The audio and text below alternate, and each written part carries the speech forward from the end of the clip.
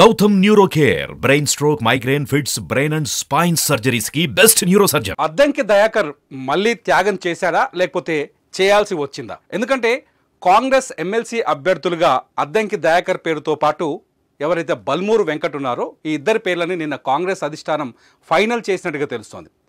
వీళ్ళిద్దరూ నామినేషన్కి సిద్ధం కావాలని చెప్పేసి కూడా అధిష్టానం నుంచి ఆదేశాలు వచ్చాయి. ఇవాళ ఉదయం అన్ని పేపర్లు కూడా అద్దంకి దయాకర్ బల్మూరు వెంకట్ పేర్లను ఖరారు చేశాయి, ఫోటోలు వేశాయి.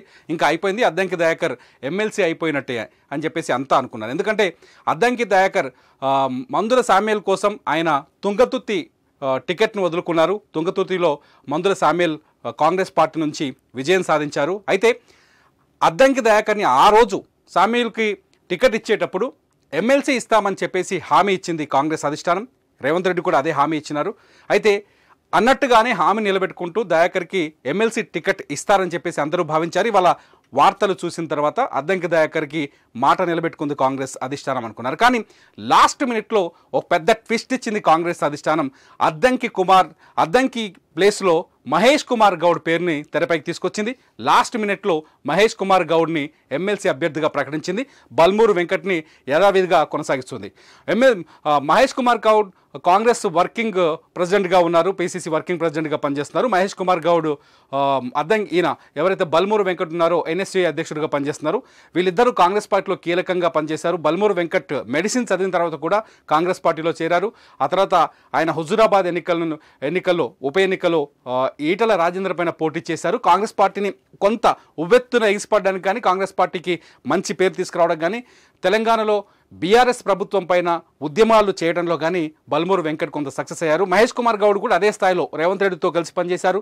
చాలా పార్టీని పైకి తీసుకురావడానికి ప్రయత్నించారు, ప్రజలకు తీసుకెళ్లే ప్రయత్నం చేశారు. కాంగ్రెస్ పార్టీలో ఒక వేడిని రగిల్చడానికి వీళ్ళిద్దరూ కూడా కలిసి పనిచేశారు. ఈ నేపథ్యంలోనే మహేష్ కుమార్ గౌడ్ కూడా అధిష్టానం దగ్గర మంచి పేరుంది. ఈ నేపథ్యంలోనే అద్దంకి దయాకర్ పేరు ఖరారవుతుందని తెలిసిన నేపథ్యంలో మహేష్ కుమార్ గౌడ్ ఢిల్లీకి వెళ్ళి అధిష్టానంని ఒప్పించి ఎమ్మెల్యే కోటాలో ఎమ్మెల్సీ అభ్యర్థిగా టికెట్ని సంపాదించుకోగలిగారని తెలుస్తుంది. దీంతో అద్దంకి దయాకర్కి కాంగ్రెస్ అధిష్టానం హ్యాండ్ ఇచ్చిందనే చర్చ మొదలైంది.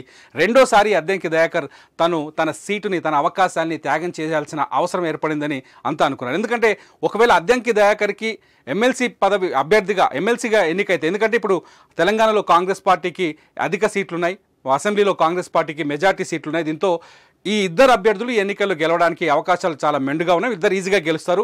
ఒకవేళ అధిష్టానం పేర్లు ఖరారు చేసిన వాళ్ళంతా ఎమ్మెల్సీలు అయిపోయినట్టు ఇదంతా నామమాత్రంగానే మిగతా ఎన్నికల ప్రక్రియ అంతా కొనసాగుతుంది.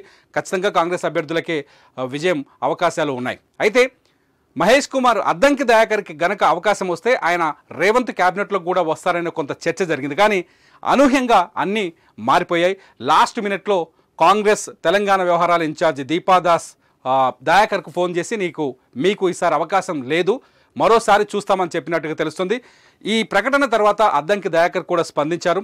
కాంగ్రెస్ అధిష్టానం ఏ నిర్ణయం తీసుకున్నా తాను దానికి కట్టుబడి ఉంటానని, ఎట్టి పరిస్థితుల్లో అధిష్టానాన్ని వ్యతిరేకించబోనని చాలా స్పష్టంగా చెప్పారు. కాంగ్రెస్ అధిష్టానం తనను గుర్తించిందని, తనకు తగిన ప్రాధాన్యత తగిన సమయంలో దొరుకుతుందని చెప్పేసి అద్దంకి దయాకర్ కూడా మీడియాకి తెలియజేసినట్టుగా తెలుస్తుంది. ఆయన ఫుల్ సాటిస్ఫైడ్గా ఉన్నట్టుగా తెలుస్తుంది. అయితే ఇక్కడ ఇంకొక చర్చ కూడా మొదలైంది. ఏంటంటే గవర్నర్ కోటాలో అద్దంకి దయాకర్కి అవకాశం వచ్చే ఛాన్సెస్ ఉన్నాయని తెలుస్తుంది. గవర్నర్ కోటాలో ఇప్పటికే అమీర్ అలీ ఖాన్ పేరు ఒకటి వినిపిస్తుంది, కోదండరాం పేరు వినిపిస్తుంది. ఇప్పుడు అద్దంకి దయాకర్కు కూడా గవర్నర్ కోటాలో ఎమ్మెల్సీగా ఎంపిక చేసే అవకాశాలు ఉన్నాయని చెప్పేసి చర్చ నడుస్తుంది. దీంతో కోదండరాం లేకపోతే అమీర్ అలీ ఖాన్ ఎవరు తప్పుకుంటారు, ఇక్కడ ఈ ఇద్దరిలో ఎవరిని కాదని అద్దంకి దయాకర్కి ఛాన్స్ వస్తుందనేది కూడా కొంత చర్చ జరుగుతుంది. మొత్తంగా అద్దంకి దయాకర్కి మాత్రం ఈ పూటకి ఈ క్షణానికి కాంగ్రెస్ అధిష్టానం హ్యాండ్ ఇచ్చిందని చెప్పాలి. అద్దంకి దయాకర్ తుంగతుర్తి నుంచి ఎన్నికల్లో పోటీ చేయడానికి లేకపోతే ఎన్నికల బరిలోకి దిగడానికి అన్ని ఏర్పాట్లు చేసుకున్న తర్వాత మందుల సామ్యాల కోసం ఆయన అక్కడ తన సీటును త్యాగం చేశారు. మరోసారి మహేష్ కుమార్ గౌడ్ కోసం తన అభ్యర్థిత్వాన్ని ఎమ్మెల్సీ కోట ఎన్నికల్లో కూడా తన సీటును త్యాగం చేశారు. రేపే చివరి తేదీ, అంటే గురువారం 18వ తేదీ ఎమ్మెల్సీ ఎన్నికలకు నామినేషన్ వేయడానికి చివరి తేదీ. దీంతో కాంగ్రెస్ అధిష్టానం వేగంగా ఈ నిర్ణయాలు తీసుకున్నట్టుగా తెలుస్తుంది. చివరికి కాంగ్రెస్ నుంచి ఇద్దరు అభ్యర్థులు అయితే ఖరారయ్యారు. వీళ్ళిద్దరూ విజయం సాధించినట్టు ఎన్నికల తర్వాత వన్ సైడ్గా జరిగే అవకాశం ఉంది వీళ్ళిద్దరి విషయంలో. కాకపోతే అద్దంకి దయాకర్ మాత్రం అనుకున్న టైంలో న్యాయం జరగలేనిది మాత్రం ఆయన అభిమానుల్లో కొంత అసంతృప్తి కనిపిస్తోంది. అందరికీ నమస్కారం.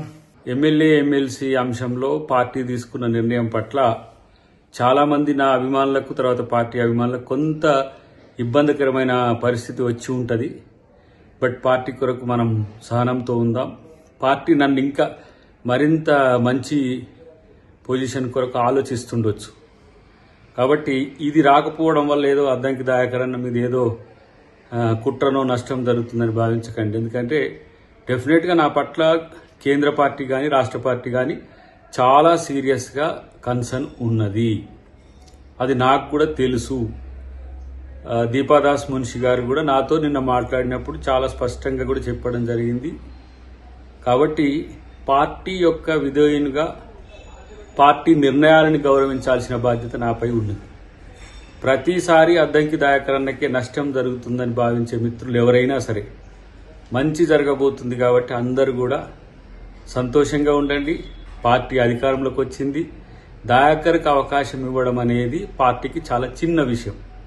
కాబట్టి దీన్ని మనం పెద్దగా చూడకుండా పార్టీ భవిష్యత్తును మరింత ఆలోచించే వాళ్ళుగా మనం అందరం కూడా రేపు ప్రజల పాలన ఎట్లా ఉంటుందో మనం అందరం కూడా కలిసి ముందుకు తీసుకుపోవడానికి ముఖ్యమంత్రి గారికి కేబినెట్కి మనం అందరం కూడా సహకరించాల్సిన అవసరం ఉంది. నన్ను పార్టీ మంచి అవకాశం ఇస్తుందని నేను ఆలోచిస్తున్నాను. Thank you very much. జై కాంగ్రెస్, జై హింద్.